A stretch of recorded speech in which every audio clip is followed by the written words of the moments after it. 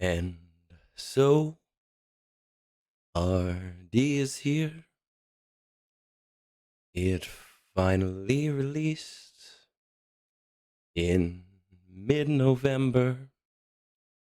I know from Reddit posts you're probably scared, but please remember Egnards is here for you and will be too forever and ever. Yes. So, Relic Delta, by the time you see this, will most likely be in the game. The title update came out yesterday. The content update is intended to be released later today, but that isn't actually what this video is about.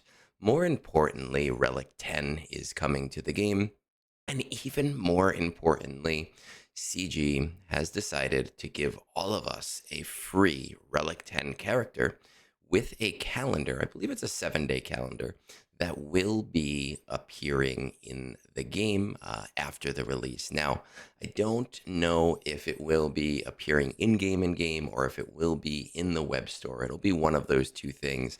But over the course of a couple of days, you will receive all of the materials to get a character from Relic 9 to Relic 10. And we are here to talk about some of the best options for you as a player, and my personal opinion for your consideration for that Relic 10. So we'll talk about that in just a second.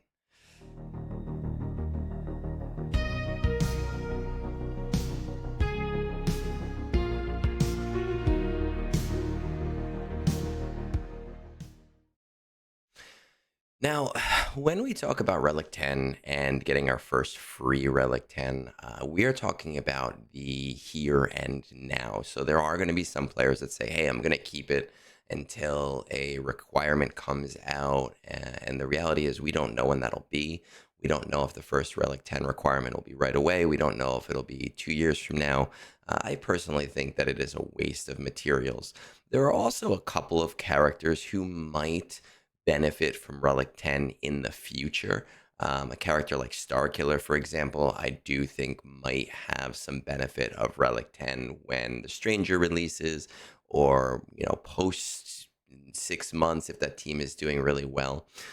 But in reality, I think that because the RD numbers for 1 and 2 are not too terribly bad, and those are hurdles that most players will be able to get over with their teams, that if you are looking to cause the most damage, the best way to apply a right now Relic Delta, a Relic 10, is to apply it to a character that will be on defense. That is to say, that certain characters may do really well at that Relic level on offense, but that character will only be able to provide one battle's worth of support in a GAC or in a TW, whereas a defensive win is going to force higher investments from your opponents, and is the gift that might be able to keep on giving. So let's talk about a couple of situations and examples. First up is the most obvious one, which is basically Galactic Legends. All Galactic Legends have this beautiful Galactic Legend unique, which gives them the added benefit of an extra 10% max health and max protection for every one of their relic levels. Now, there are ones that I think that are definitely better than others. I would say Ahsoka Tano as an R10 is a really nice example, because she is often on defense and she is a tank and she's already hard as hell to kill, and she has a couple of counters that are a little bit on the lower end of investment, like the Zori team. Then this will help shut that down, or at least force high investments from the team. Pirate King Hondo Anaka is another great example as a great defensive viability team. It remains to be seen if that will stay the case after Pirate DCs are gone, but it is a defensive staple right now. So for the short term, it's a good possibility. Um, Jedi Master Luke, people kind of misunderstand how the RD works with him and they say that he's going to be useless, but he is a tank character. I would say be iffy on this one just because it's not somebody that we really put on defense anymore. Yes, he will probably benefit from an increase in protection from the Galactic Legend unique, as well as the possibility from the R10 increase at the next level, whatever that may be. But of course, when you use his granted special, the Relic Delta equation happens on the other character, not on Jedi Luke himself. You'll see because of is it this one? Yes, the inherited teachings ability. Basically, that character deals damage equal to 60% of Jedi Knight or Jedi Master Luke's base max protection. So it's kind of an iffy case. It's one that maybe I wouldn't apply myself, though I'm thinking about doing it just because it's funny, in the sense that I have not Relic 9'd my Jedi Master Luke. Rey is another great one because she is, again, a defensive staple. She has been on defense for years and years and years, and I think that she's going to continue to be a defensive character. Lord Vader, defensive character that kind of gets shut down a little bit by Bo-Katan, but it seems that at roughly Relic Delta 3, that kind of gets shuts down. So that is going to cause a stoppage for people who tend to keep Bo-Katan and her team at Relic 7. Now, in terms of actual viability, I would probably not apply it to Jabba. He has kind of lost some of his stature on defense, and I'm not even talking about Wampa. And the character itself being a support with very little of his own damage is not going to benefit in the same way, especially since 9 times out of 10 he is the last character to die. So if you apply it to Jabba, you're probably already dead if you get to the point where you need Jabba to survive.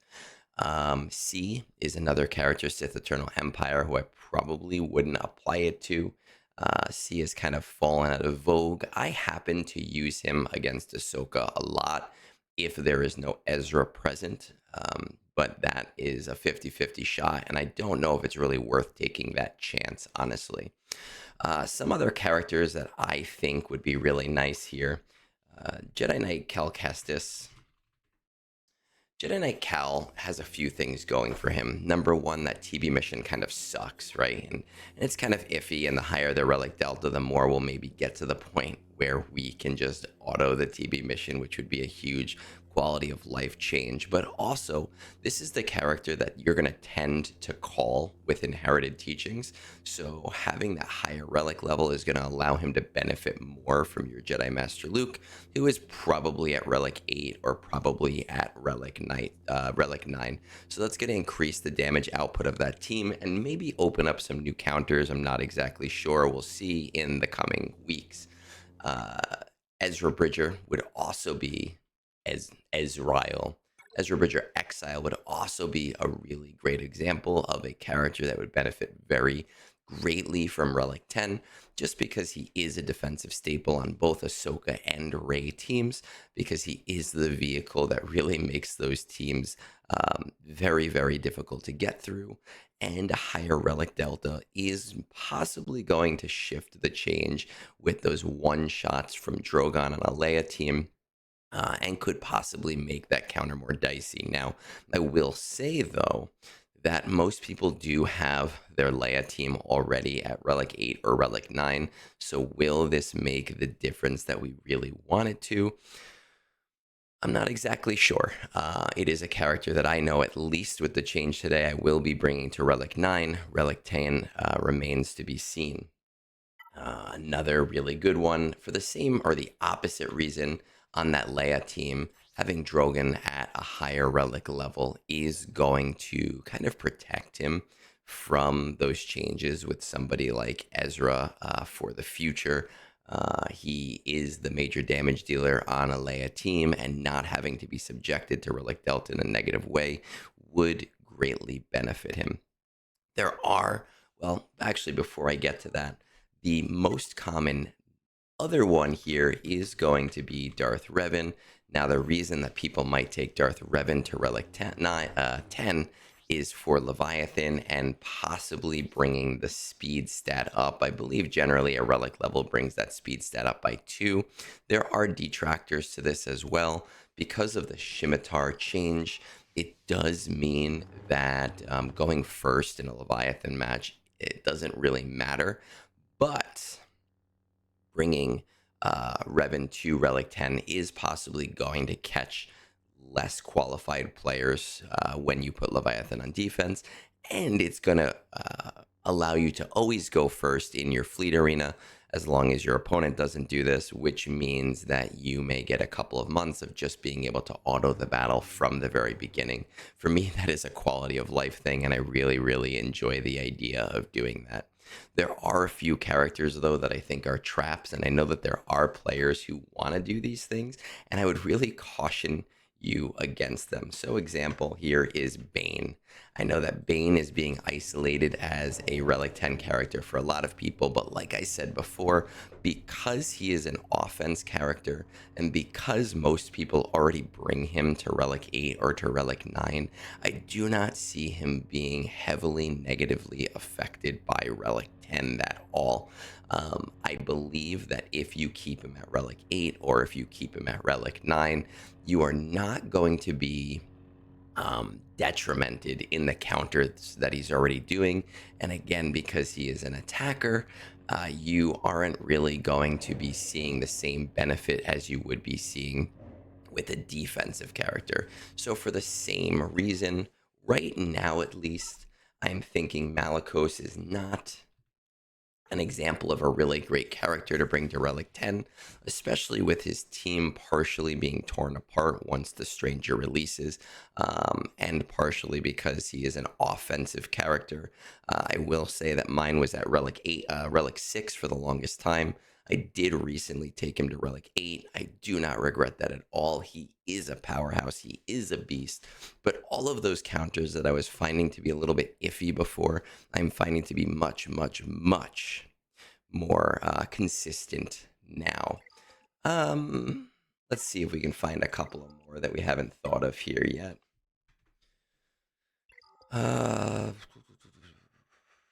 Third sister, Riva, she is a defensive staple. Often I could see players bringing into Relic 10 and making it a harder time, especially without datacrons for teams like Phoenix to be able to get through her. But Treya is a core counter for her when there are not DCs available, and Treya seems to be less negatively affected by Relic Delta, so I don't know if it's going to cause what players would maybe hope that it would cause by bringing her to Relic 10. Maul is more of an offensive character, so I probably would not go there.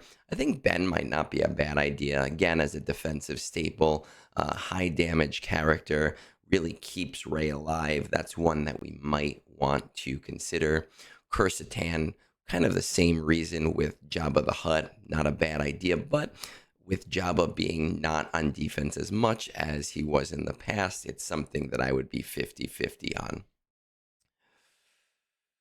And anything else, I think, is kind of a waste. But other content creators have done their own spin on this same video over the last couple of days. And normally I would not do a similar video if I did not have anything else to add. So for those of you that are still here at the 13-minute mark, you are getting this Relic 9 to Relic 10 upgrade for free.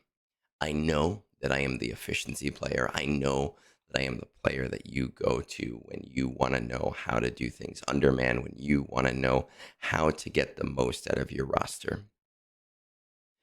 I have put up a poll on my Discord for my first Relic 10. And you can vote in that poll to decide on who my first Relic 10 is from a couple of choices. Fun ones, silly ones, important ones, and we'll see how much you like me. I implore you to consider that Relic 10, especially in the short term, is not going to change the game very much. It is very unlikely that you are going to be put into a position where you feel like that one Relic 10 is shifting the tides for you on their own. I am imploring you to do something fun.